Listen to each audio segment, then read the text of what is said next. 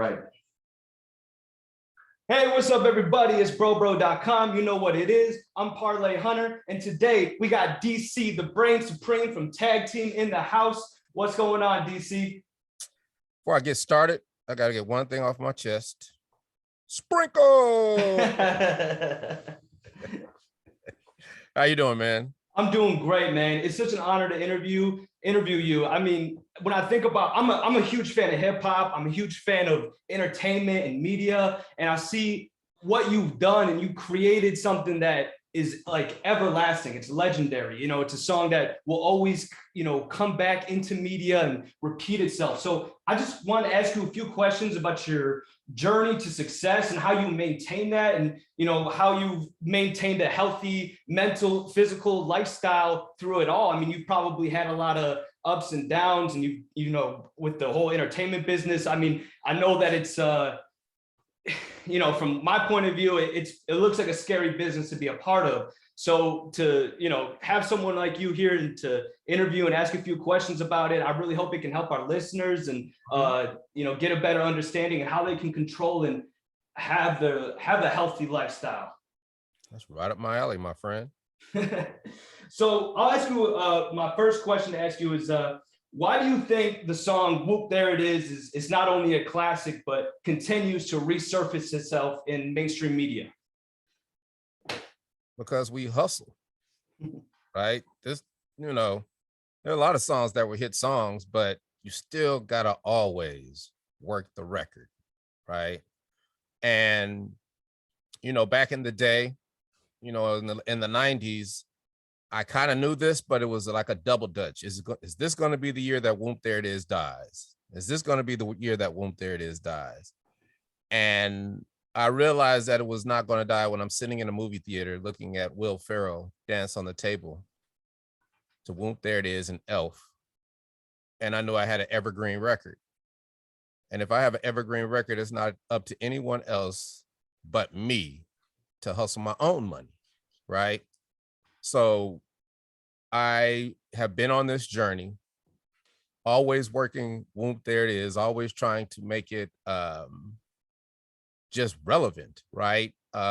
Any opportunity I see that we can seize upon, I try to capture it. Now, sometimes things come about, like perfect example, 2011, I got a call from the New York Times, a lady from the New York Times, like, DC, have you heard the Gawker article? And I was like, well, read the Gawker article.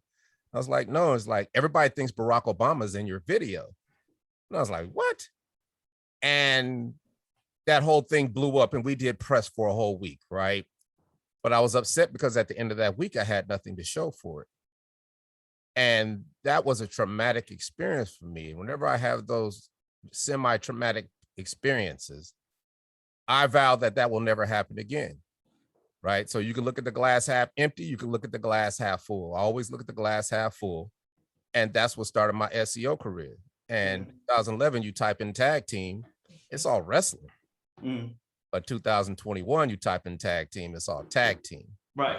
So the reason I tell that story is because you can't let anything deter you. You can never quit. You can never give up. You have to play offense.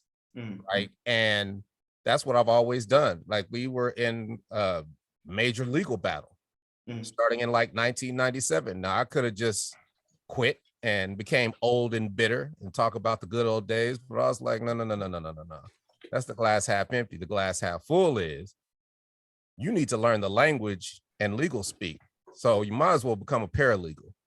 That's basically what I did, became a paralegal, and I learned, you know, what the language was. I learned what emotion was. I learned what discovery was. I learned what case law was. I learned how to find all these cases. I learned how to put my information and organize all this information that I had, because I had every paper since day one.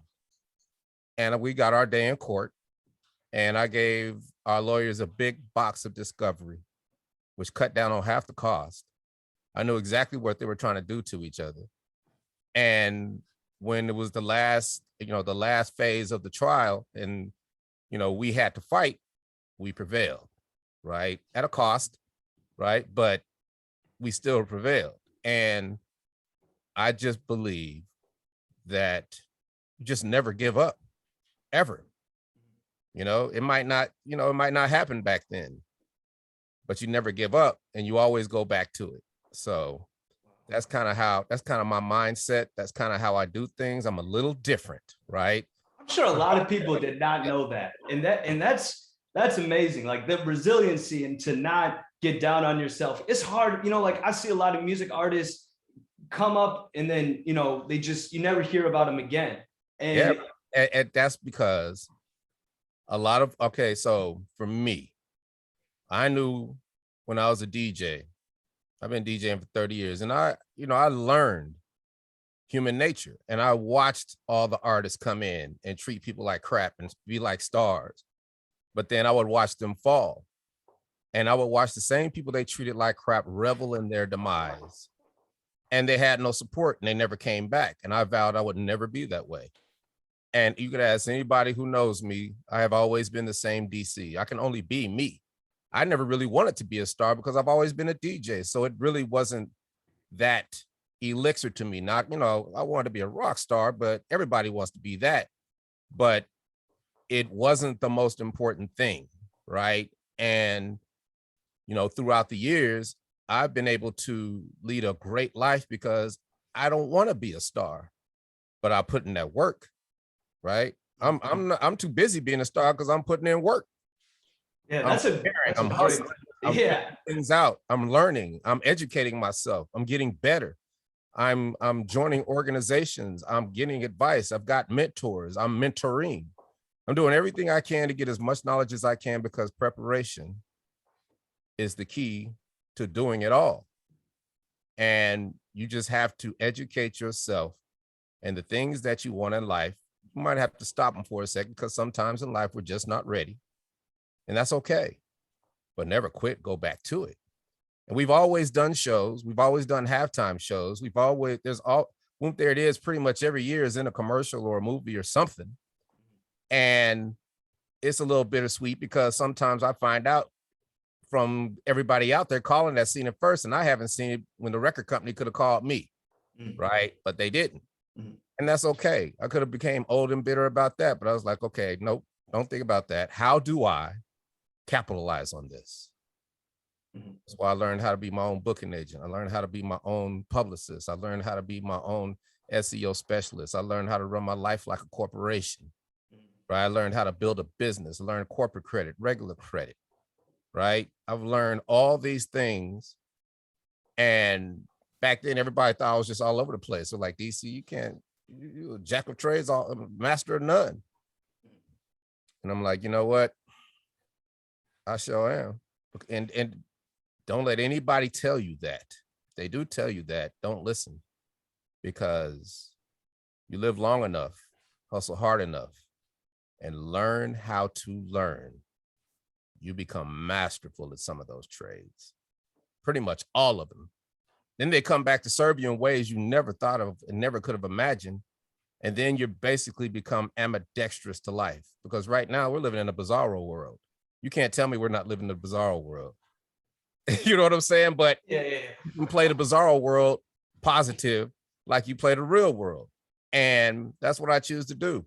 If society changes and, oh my God, I'm not going to be mad about it. I'm going to be like, okay, whenever there's a bad side, there's got to be another side. There's always positive and negative. So how can I change this negative into a positive? And that comes with controlling your emotions, right? Like I have learned the ability to take any negative emotion, fear, hate, anger, envy, despair, right? And not react to it, but grab it, put it in your pocket, use it later. Because you'll find when you don't react to it and you put it in your pocket, 10 minutes, you're not even thinking about it. But when you go back to think about it, you had time to really hash out what you could have reacted to.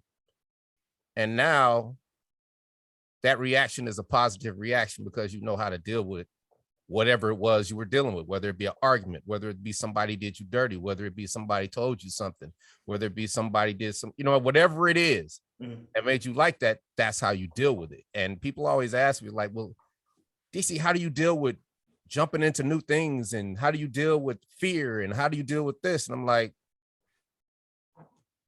how do I deal with fear? You be scared. You could do both. You could be scared and keep it moving, but you gotta keep it moving. You could be depressed, but keep it moving, right? That's all you gotta do. You gotta fight through it. It's there to fight through. And then it's just like, I'm telling you, everybody who uses those excuses as a crutch, it might be that hard, right? But like I said, you can do both. And the key to it is just keep doing it, because those are reps. You don't go to the gym and do one set of bench press, 10 reps, and become buffed. You got to put in the reps. You got to put in the sets. So you got to get up every day and keep it moving. And you could be woe is me and depressed and the whole nine, but you got to keep it moving. Where do you think that mindset comes from? Because it reminds me of like a drill sergeant type of mindset. And I'm like, did you have, do you have any veterans in your family, or does it come from being a DJ and controlling the party, or? It comes from my two wonderful parents working me and my brother like a dog.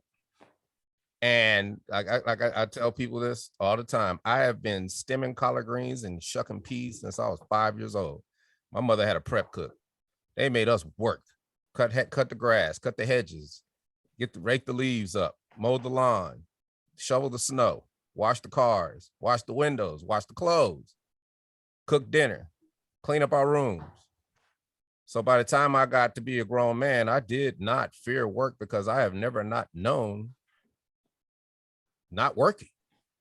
So I don't fear work. So any of the challenges that come to me, that's why I'm like I am, because I don't fear the challenge. I don't fear the work. I want it to be hard because I know everybody else is going to fail, or they're going to fail within their mind, and they're not even going to attempt. But I'm going to take as long as it takes to learn something. And then I will figure it out, and then I will add it to my toolbox, and then I will flourish. And you have to, you also have to think differently, right? You can't be about problems. You got to be about solutions, right? Any problem you have to think about the solution first. I ask people that all the time. They come complain to me. I'm like, what's the solution? I'm like, what? What's the solution? I don't know. Like, you so happy being miserable in your problems, you haven't even thought about the solution. You can't live like that.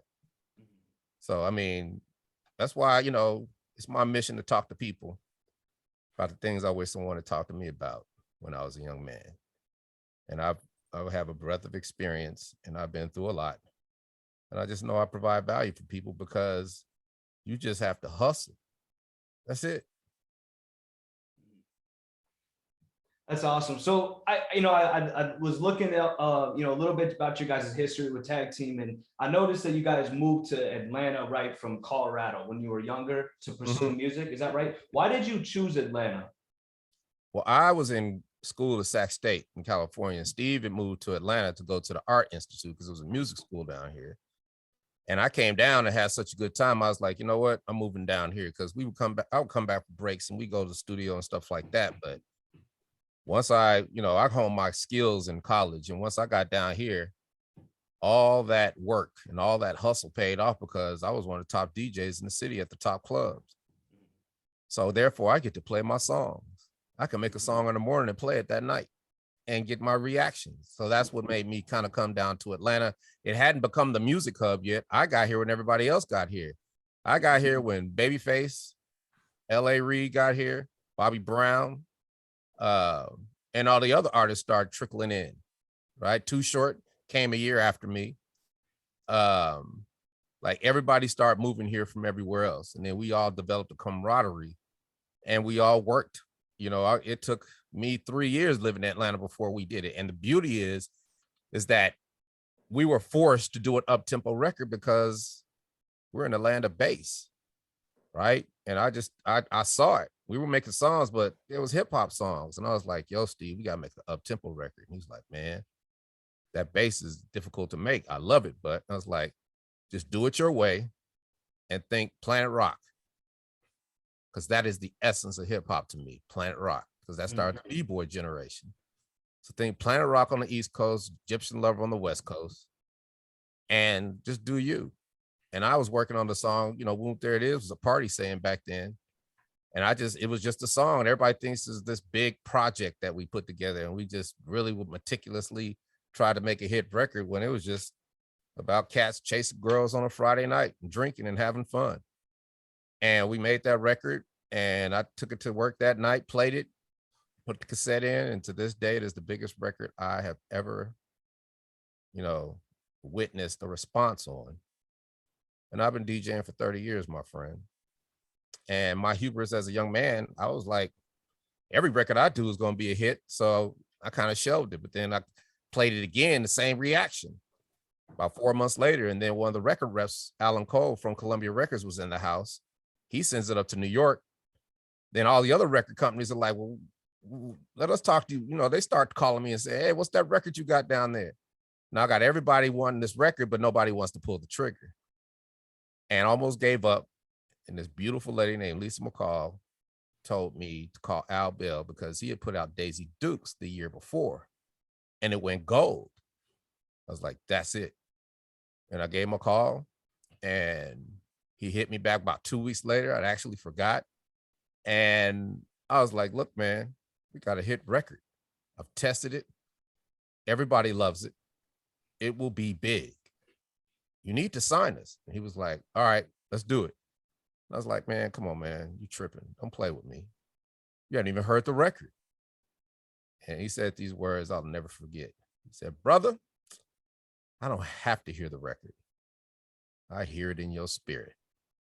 Let's agree to agree and get this thing moving. I was like, bet.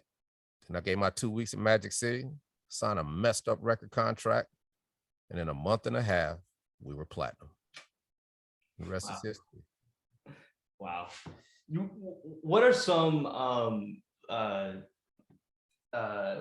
tips you would give the audience about working with a partner, like having a, like teamwork and how to have good teamwork for success? To me and Steve are brothers. So we grew up, I met him in 11th grade. So we come from a community of friends. So it's kind of, we act like brothers, right? So that's a little, I don't know if it's different, but partnerships, they can work, but you have to be the bigger person, right? You always find yourself having to be the bigger person, diffusing things. You gotta be the leader. There's gonna be a leader and there's gonna be, all the other people, right? Now, some partnerships are different. Some partners, it's 50, everybody does what they're supposed to do. Some people, there's a stronger partner and a partner that does other things. Like every situation is different. But I say, as far as partnerships, man, you have to have a common goal and, you got to listen and you just got to hustle, man. You got to work, you're striving to do something and you're striving to be great and everything else takes care of itself. Mm-hmm. Yeah, you never personal experience, you never know what's going on in someone else's life. So sometimes you have to, when you said sometimes you have to take the higher road, I think that's very critical because there's a lot of times where you'll find yourself in business and, something might bother you, but your partner doesn't quite understand or know that, But that goes back to your reaction. What is your reaction? Is your reaction to not let it get to you, but remember it and use it later, right? Use it for something positive. That's all. That's what I do. If I have to do that, and it works. I'm telling you, it works. Especially because I'm an actor, I'm a voice artist. So if I have, have an argument, I have an argument with my little girlfriend. and she don't piss me off, but it's not really an argument. I just let it go, but I'm still steaming. I'm still dying inside because I got to sequester my pride and sequester my ego. And well, I got a script next week for this audition. I don't have to find a character. I just pull that argument out of my pocket, apply it to the script, and now the character becomes me, and it's real. That's acting. Find practical solutions for those things that you would react to that might demolish something or doesn't serve you in a positive way, right? So if somebody's like, you can't do this or you can't do that, don't react to it. Just be like, okay, it's eating you up inside, but there's going to be something that you're working on that you want to quit, but you don't because you can't. You see what I'm saying? Yeah, solutions. I mean, this is what I do. This is why I tell people. I said, look, think about, there's two questions I ask people. What's the solution? What do you want? People can't even tell me what they want. And I'll be like, if they do tell me, I was like, think higher. Think like pie in the sky. Think fantastical, far-fetched. But you see your vision, right? And you see it. You see what you want. Then you inch your way back. Well, can I get it this way? Nope, still far away. Can I get it this way? Well, if you did this and did that and flipped it, maybe you might get closer. Can you do it this way? Yeah, because if I go do this, learn about that, then I can apply it to this, boom, boom, boom, boom. Then you get to here and you're like, wait a minute, I'm already doing this. You're halfway there. And what you've just done is that you have created a reverse business plan, right? With a step ladder to your goals and dreams. Because you looked at it from the highest point and you brought it back down to practicality. I love it. That's what you gotta do. It's like every experience leads up to this moment, and then you use it to your advantage. You use it to your advantage, and you know what you want, and you're like, what do you want, DC? And I'm like, I want it all.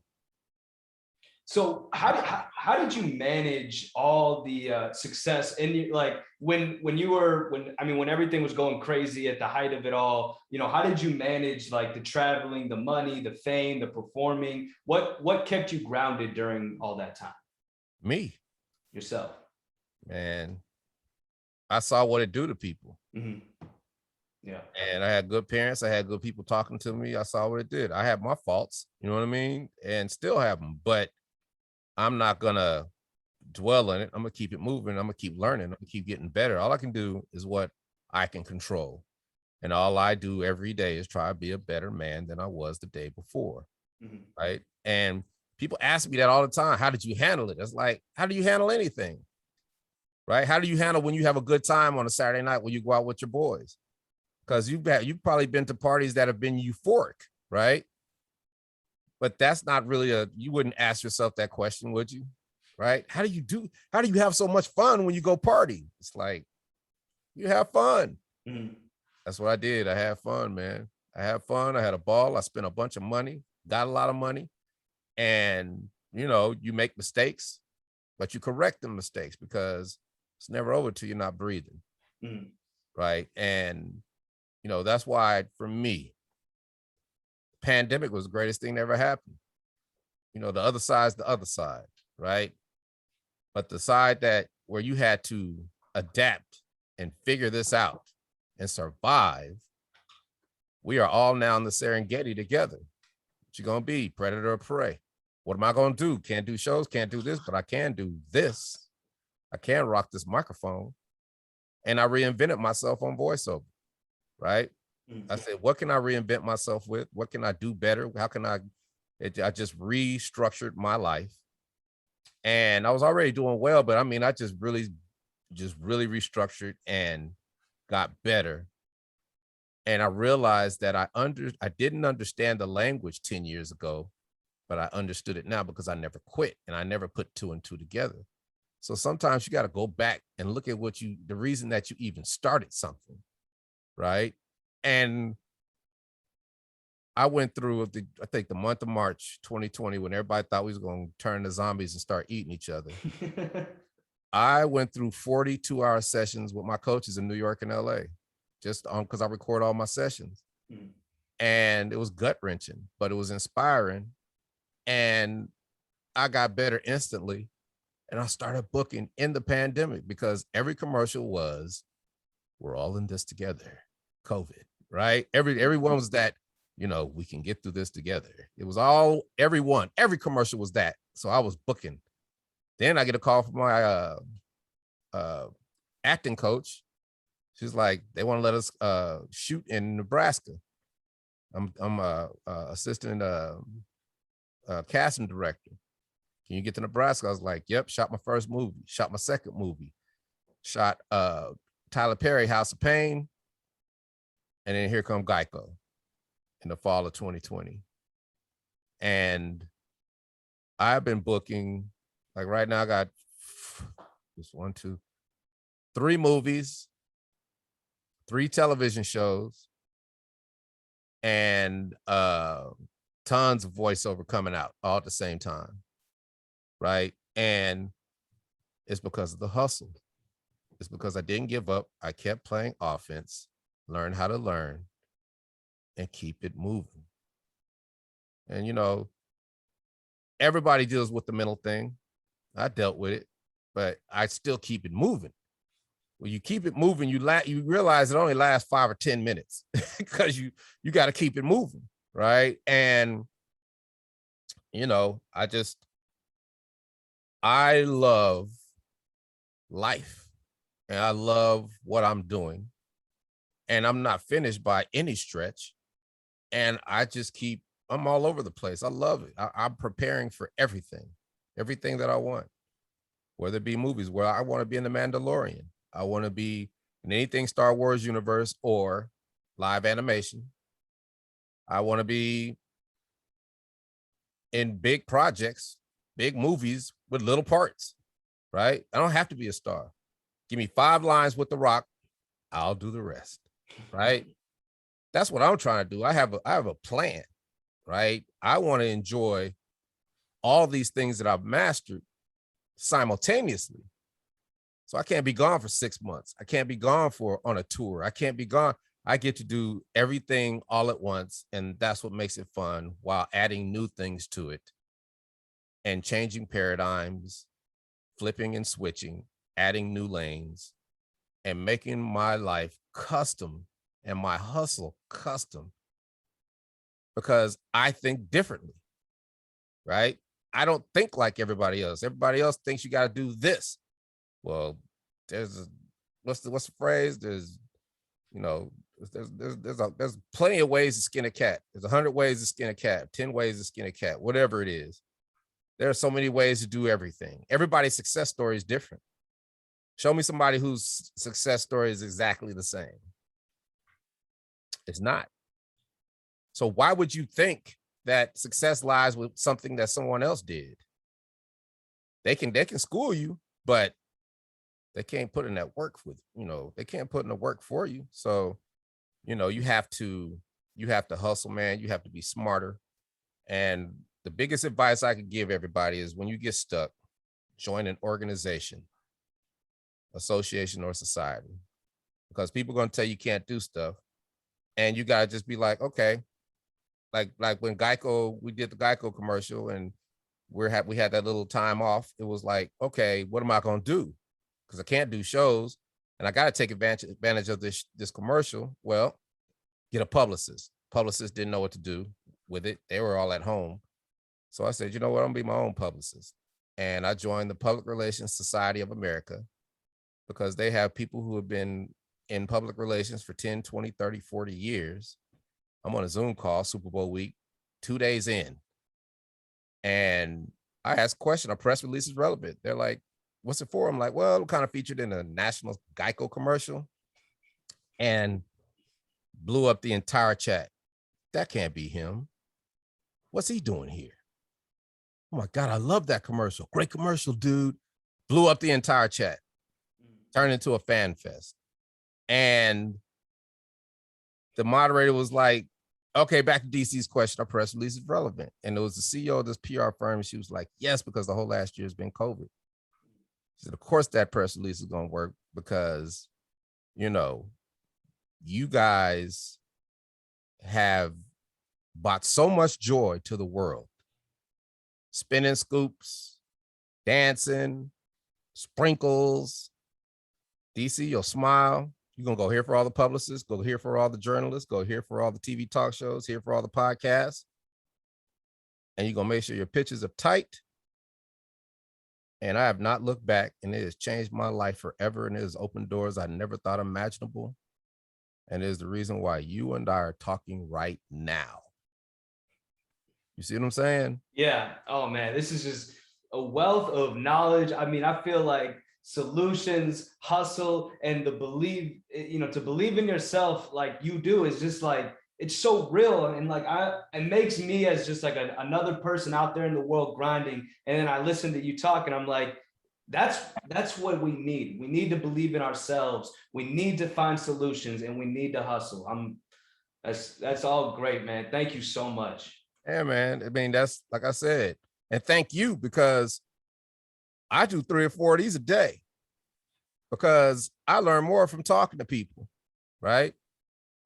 These things serve 13 to 14 different things. I'm practicing articulation, diction, storytelling for acting, meeting new people, meeting young people, meeting old people, white people, black people, people from other countries, right? But the thread is all the same. Everybody wants a better life. Everybody wants to know what the magic pill is, and there is no magic pill. But the way I talk, they feel me because, you know, I asked my voiceover coach, it's like, why do people feed into what I'm saying? Like, why, you know, why? And he's like, because you're not just spewing stuff from a book. People have watched you over the years and they see what you're doing. You're doing things real time. He said, every time you tell me you're going to do something, 2 months later it's done. I'm like, I remember he told me he was going to do that. I remember he said he was going to do this. Like right now, I got 5 things I would love to talk to you about, but I'm under NDAs. You see what I'm saying? Like, because 28 years ago, I planted the seed, there it is. And now that seed is a sequoia. And I planted thousands of seeds and they've all grown and they're all coming. Branches are hitting me in the head. Fruit is rotting on the ground. So I have to say no to a lot of stuff. But that's the beauty of it. You get to pick and choose what you want because you put in the work. And all you got to do is continue to put in the work, you know? And here's the most important thing. It cannot, under any circumstances, be a quid pro quo. If I do this, this got to happen. You'll be frustrated forever, right? And all these things I'm saying are not easy. It will never, ever be easy. This is what I tell everybody. It never gets easy, right? Never. Never gets easier, but it does get better. That's all we can hope for. Oh man, thank you so much. And I respect your time. I'm so appreciative that you were here and now I get to put this out for our listeners. And thank you for answering all of our questions. I hope we can do it again sometime. It's just a pleasure talking to you, DC, the brain supreme from Tag Team. Yeah. And thank you. Have a great day. And you know what, man, I hope that everything that you wish for comes in life, and God bless you. Hey, God bless you too, man. Take care. You too.